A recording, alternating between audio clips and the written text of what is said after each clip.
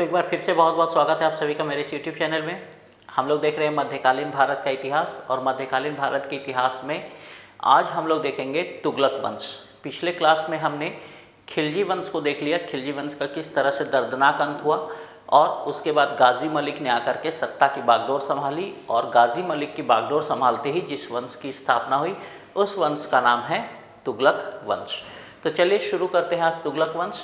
तुगलक वंश का काल जो है ये है 1320 से लेकर के 1398 ईस्वी तक। ठीक है।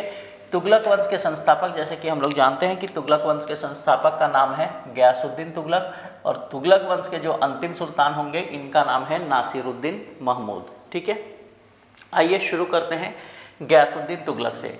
गयासुद्दीन तुगलक जो है इसका नाम था गाजी मलिक, और इन्होंने 1320 से 1325 के बीच में सल्तनत के सुल्तान के रूप में पदभार संभाला। ठीक है।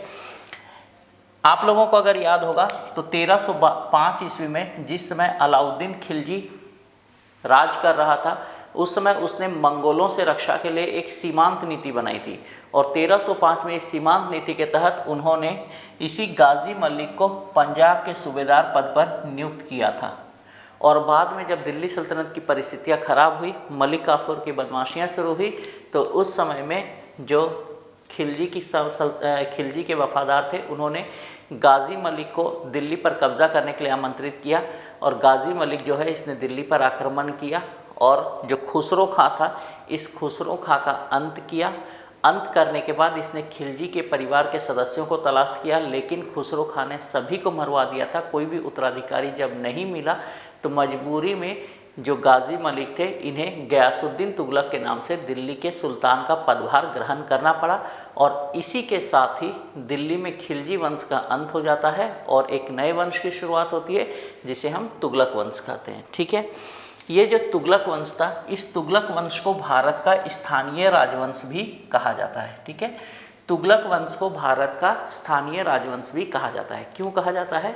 तो जिस समय गुलाम वंश का शासन चल रहा था और बलबन राज कर रहे थे, उसी समय में जो गाजी मलिक या गयासुद्दीन तुगलक थे, इनके पिता जो होते हैं ये भारत आते हैं, और भारत आने के बाद पंजाब की एक जाट स्त्री के साथ ये निकाह करते हैं, और कालांतर में इन्हीं से गाजी मलिक का जन्म होता है। यानी गाजी मलिक के पिता जो थे ये एक अफ़गान थे, और इनकी माता जो थी ये एक भारतीय महिला थी, इसीलिए इस वंश को भारत का स्थानीय राजवंश भी कहा जाता है। तो ये प्रश्न आपको पूछा जाता है, तो थोड़ा सा इसे ध्यान में रखिएगा।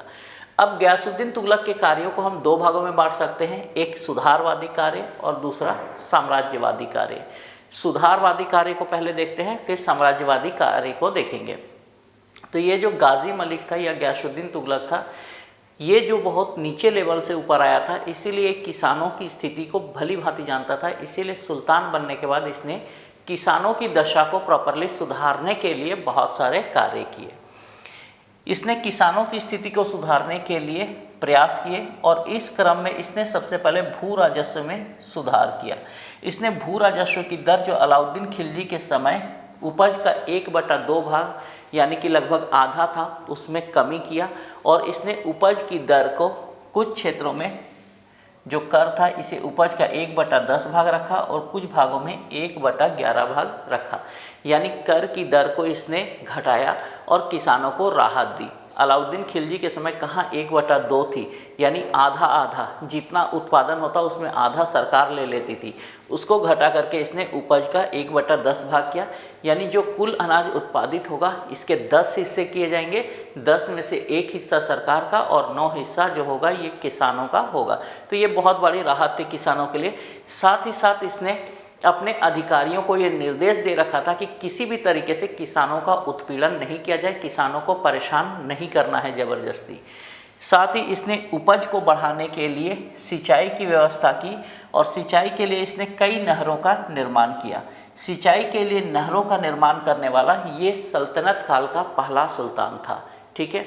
एक तो कर में राहत दी, दूसरी इसने सिंचाई के लिए बहुत सारी नहरों का निर्माण किया और नहरों का निर्माण करने वाला ये सल्तनत काल का पहला सुल्तान था। साथ ही साथ इसने बंजर भूमि में सुधार आदि के लिए भी बहुत सारे कार्य किए, यानी किसानों के लिए सुधार के संबंध में इन्होंने बहुत कार्य किए। तो यहाँ बेसिकली आपको एक तो कर की दर में जो कमी हुई और नहरों का इसने निर्माण कराई, ये 2.2 है, ये आपको परीक्षा की दृष्टि से महत्वपूर्ण होंगे। ठीक है, अब आते हैं इनके साम्राज्यवादी कार्य।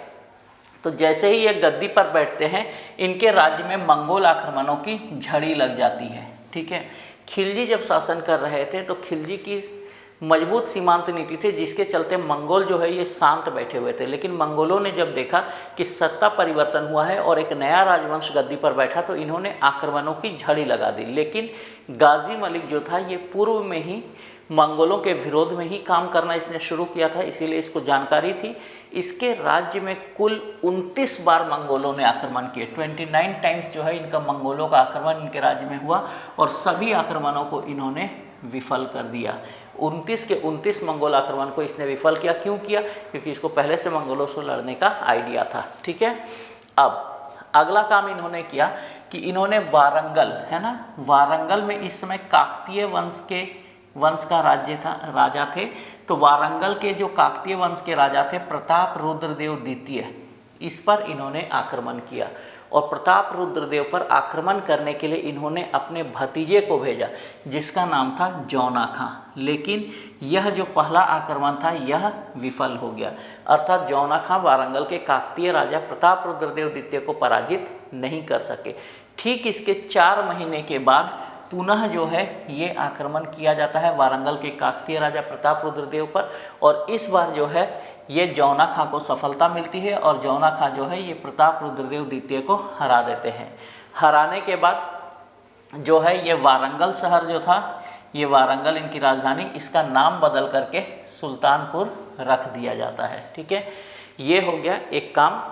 इसके बाद में गयासुद्दीन तुगलक ने 2 नगरों की स्थापना की है। ठीक है, गयासुद्दीन तुगलक ने 2 नए नगर बसाए हैं।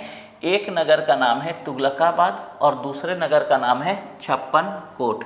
आगे आपको और भी बहुत सारे नगर मिलेंगे जिनकी स्थापना अलग अलग शासक करेंगे, तो उस समय में कन्फ्यूजन होता है। तो यहीं से आप याद रखते चलिए कि गयासुद्दीन तुगलक ने 2 नगर बसाए हैं, एक तुगलकाबाद और छप्पन कोट। अगले क्लासेस में हमको और भी नगर मिलते जाएंगे कि किस सुल्तान ने क्या बसाए हैं, तो वो आपको याद करना है। ठीक है, अब जो गयासुद्दीन तुगलक थे, गयासुद्दीन तुगलक का उस समय के प्रसिद्ध सूफी संत निजामुद्दीन औलिया के साथ मनमुटाव हो गया था।